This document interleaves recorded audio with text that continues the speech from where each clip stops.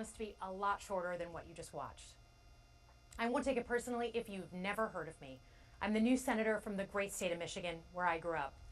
I've been in public service my entire life because I happened to be in New York City on 9/11 when the Twin Towers came down. Before the smoke cleared, I knew I wanted to make a life in national security. I was recruited by the CIA and did 3 tours in Iraq alongside the military.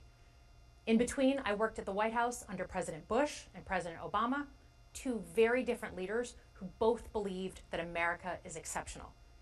You can find that same sense of patriotism here in Wyandotte, Michigan, where I'm speaking from tonight. It's a working class town just south of Detroit. President Trump and I both won here in November. It might not seem like it, but plenty of places like this still exist across the United States. Places where people believe that if you work hard and play by the rules, you should do well and your kids should do better. It reminds me of how I grew up. My dad was a lifelong Republican, my mom a lifelong Democrat. But it was never a big deal because we had shared values that were bigger than any one party. We just went through another fraught election season. Americans made it clear that prices are too high and that the government needs to be more responsive to their needs. America wants change, but there's a responsible way to make change and a reckless way. And we can make that change without forgetting who we are as a country and as a democracy. So that's what I'm going to lay out tonight.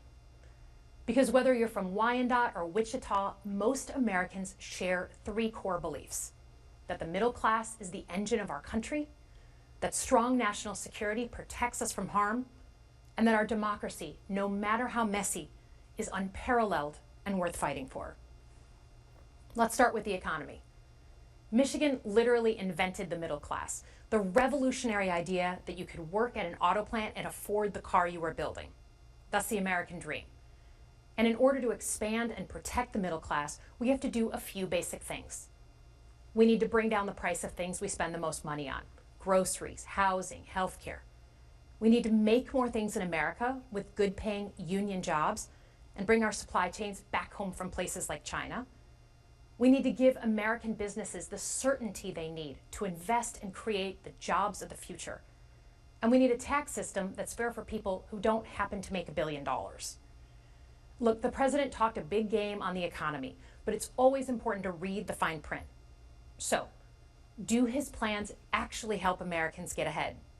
Not even close. President Trump is trying to deliver an unprecedented giveaway to his billionaire friends. He's on the hunt to find trillions of dollars to pass along to the wealthiest in America. And to do that, he's going to make you pay in every part of your life. Grocery and home prices are going up, not down, and he hasn't laid out a credible plan to deal with either of those. His tariffs on allies like Canada will raise prices on energy, lumber, and cars, and start a trade war that will hurt manufacturing and farmers. Your premiums and prescriptions will cost more because the math on his proposals doesn't work without going after your health care. Meanwhile, for those keeping score, the national debt is going up, not down. And if he's not careful, he could walk us right into a recession. And one more thing. In order to pay for his plan, he could very well come after your retirement, the Social Security, Medicare, and VA benefits you worked your whole life to earn. The president claims he won't, but Elon Musk just called Social Security the biggest Ponzi scheme of all time. While we're on the subject of Elon Musk, is there anyone in America who is comfortable with him and his gang of 20-year-olds using their own computer servers to poke through your tax returns, your health information, and your bank accounts? No oversight, no protections against cyber attack, no guardrails on what they do with your private data. We need a more efficient government. You want to cut waste? I'll help you do it. But change doesn't need to be chaotic or make us less safe. The mindless firing of people who work to protect our nuclear weapons, keep our planes from crashing, and conduct the research that finds the cure for cancer, only to rehire them 2 days later? No CEO in America could do that without being summarily fired. Okay, so we've talked about economic security. How about national security? Let's start with the border. As someone who spent my whole career protecting our homeland, every country deserves to know who and what is coming across its border. Period. Democrats and Republicans should all be for that.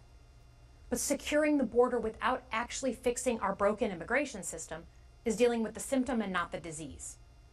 America is a nation of immigrants. We need a functional system keyed to the needs of our economy that allows vetted people to come and work here legally. So I look forward to the president's plan on that. Because here's the thing, today's world is deeply interconnected. Migration, cyber threats, AI, environmental destruction, terrorism. One nation cannot face these issues alone. We need friends in all corners, and our safety depends on it. President Trump loves to say peace through strength. That's actually a line he stole from Ronald Reagan.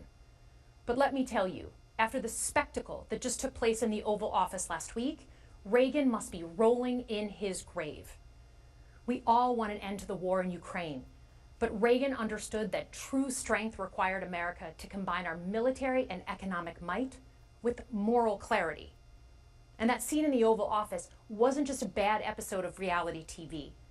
It summed up Trump's whole approach to the world.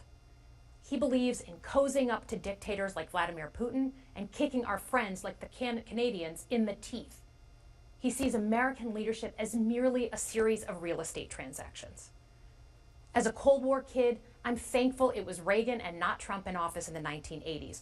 Trump would have lost us the Cold War. Donald Trump's actions suggest that in his heart, he doesn't believe we're an exceptional nation. He clearly doesn't think we should lead the world. Look, America is not perfect, but I stand with the majority of Americans who believe we are still exceptional, unparalleled. And I would rather have American leadership over Chinese or Russian leadership any day of the week. Because for generations, America has offered something better. Our security and our prosperity, yes, but our democracy, our very system of government, has been the aspiration of the world. And right now, it's at risk. It's at risk when the president decides you can pick and choose what rules you want to follow, when he ignores court orders and the Constitution itself, or when elected leaders stand by and just let it happen. But it's also at risk when the president pits Americans against each other, when he demonizes those who are different and tells certain people they shouldn't be included. Because America is not just a patch of land between two oceans. We are more than that. Generations have fought and died to secure the fundamental rights that define us. Those rights and the fight for them make us who we are. We're a nation of strivers, risk takers, innovators, and we are never satisfied. That is America's superpower. And look, I've lived and worked in many countries. I've seen democracies flicker out. I've seen what life is like when a government is rigged. You can't open a business without paying off a corrupt official. You can't criticize the guys in charge without getting a knock at the door in the middle of the night. So as much as we need to make our government more responsive to our lives today, don't for one moment fool yourself that democracy isn't precious and worth saving. But how do we actually do that? I know a lot of you have been asking that question. First, don't tune out. It's easy to be exhausted, but America needs you now more than ever. If previous generations had not fought for this democracy, where would we be today?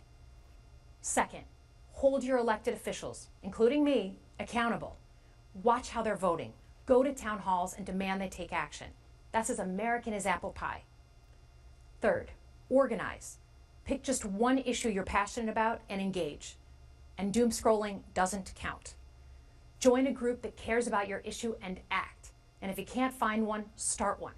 Some of the most important movements in our history have come from the bottom up. In closing, we all know that our country is going through something right now. We're not sure what the next day is going to hold, let alone the next decade. But this isn't the first time we've experienced significant and tumultuous change as a country. I'm a student of history, and we've gone through periods of political instability before. And ultimately, we've chosen to keep changing this country for the better. But every single time, we've only gotten through those moments because of two things: engaged citizens and principled leaders. Engaged citizens who do a little bit more than they're used to doing to fight for the things that they care about, and principled leaders who are ready to receive the ball and do something about it. So thank you tonight for caring about your country, Just by watching, you qualify as engaged citizens. And I promise that I and my fellow Democrats will do everything in our power to be the principled leaders that you deserve. Good night, everyone.